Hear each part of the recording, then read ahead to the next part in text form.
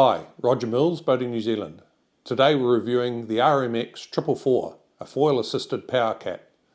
This is a brand new Scott Robson design, and we have the pleasure of joining the boat in Whitianga for the last leg of its journey from Nelson to its home port, Auckland.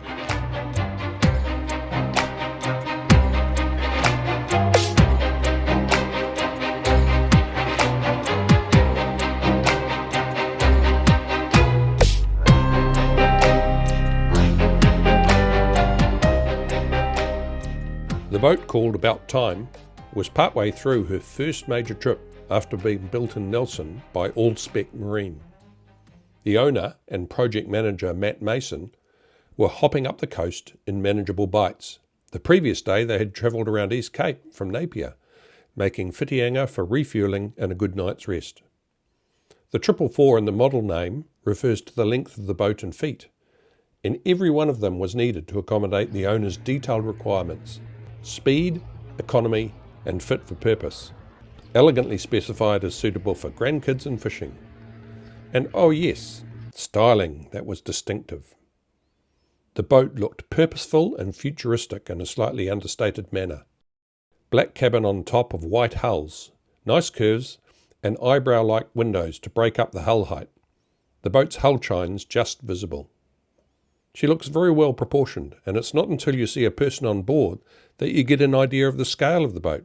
She's big, and she needs to have some size to match the twin 600 horsepower Mercury outboard motors. Drop-down doors in the cockpit sides make alighting easy from the jetty.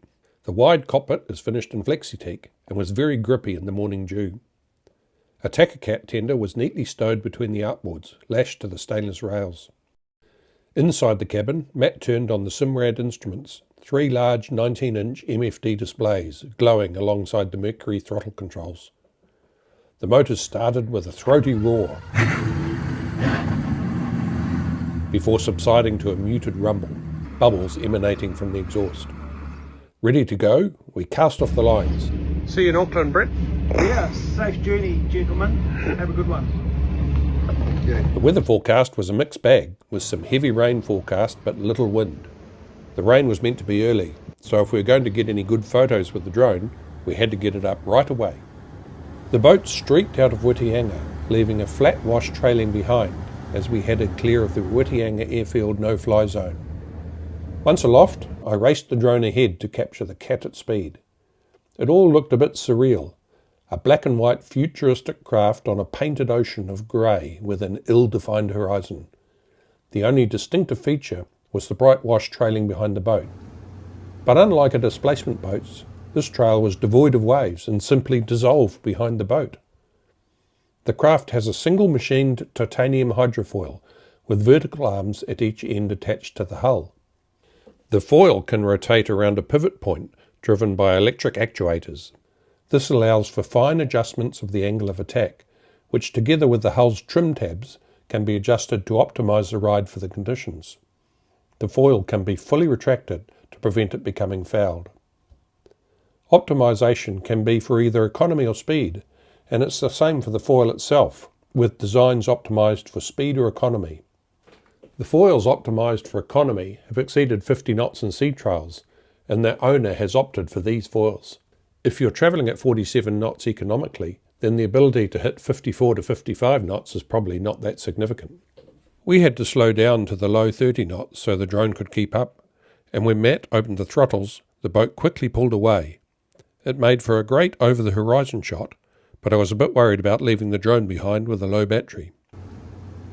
After the aerial photography, we got down to setting a course up the coast and trimming the foil to get the best fuel economy. This coastal trip was part of the boat's commissioning and getting to grips with how all the systems worked. Calibrating the foil was not straightforward, as a key sensor measuring foil angle was not yet operational, so good old trial and error came into play. Soon we were comfortably cruising at 35 knots. The sensation was like low flying. With the flat sea and the cloud and the mist enveloping us, it felt quite weird, like we were in our own world with no reference points to work out what direction we were headed.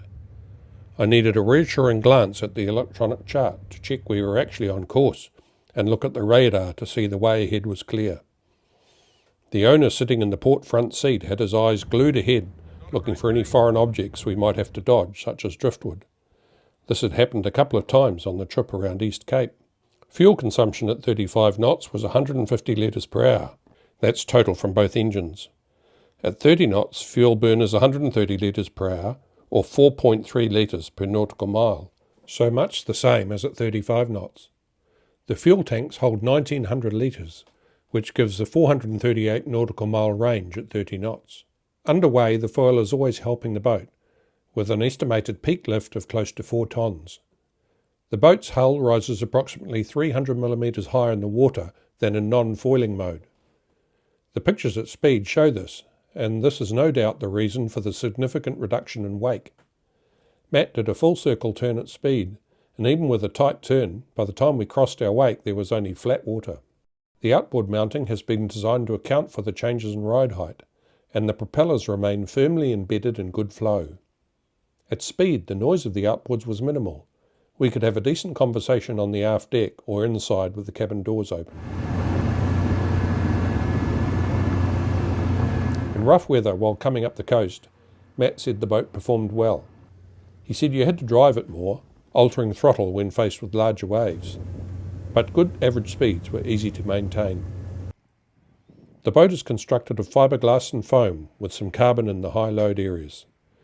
It has watertight bulkheads in the hulls below floor level in case of any collision damage forward. Structural engineering was by Pure Design and Engineering. The black windows fit seamlessly into the cabin top structure and enhance the sleek profile. All spec Marine's fit and finish is first class, with a nice light oak timber interior. The helm seats are upholstered in leather and provide great views through the all-round windows. Vision from the helm is excellent, also to the rear through glass sliding cabin doors. Overall, the interior imparts warm modern vibes.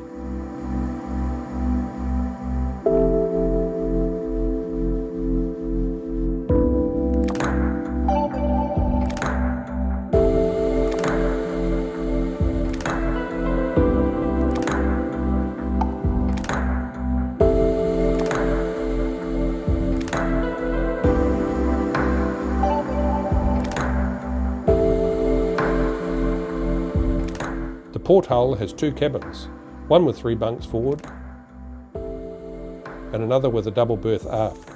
These provide plenty of accommodation for the grandkids and guests.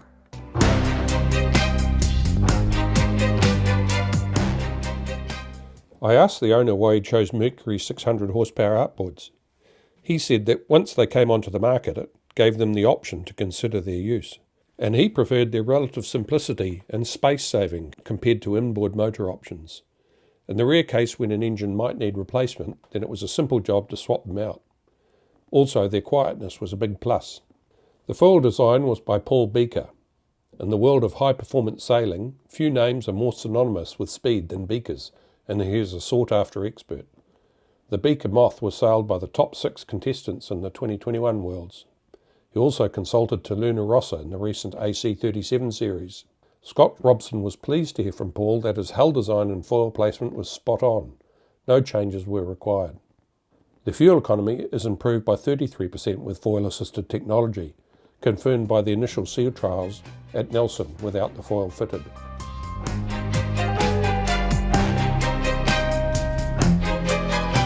Using experienced industry professionals working at the top of their game in boat design, foil design and construction gave the owner a great deal of confidence that the boat would perform as expected.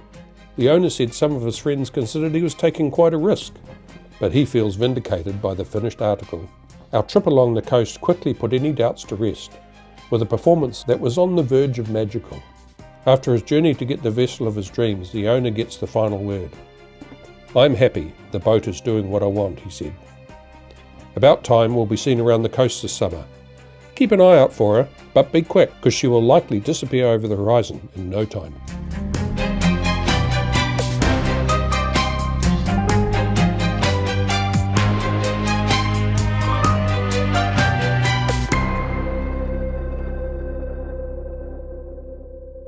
John Ecclestone from Boating New Zealand. Thanks for watching. If you'd like to see more of these videos, please subscribe to our channel.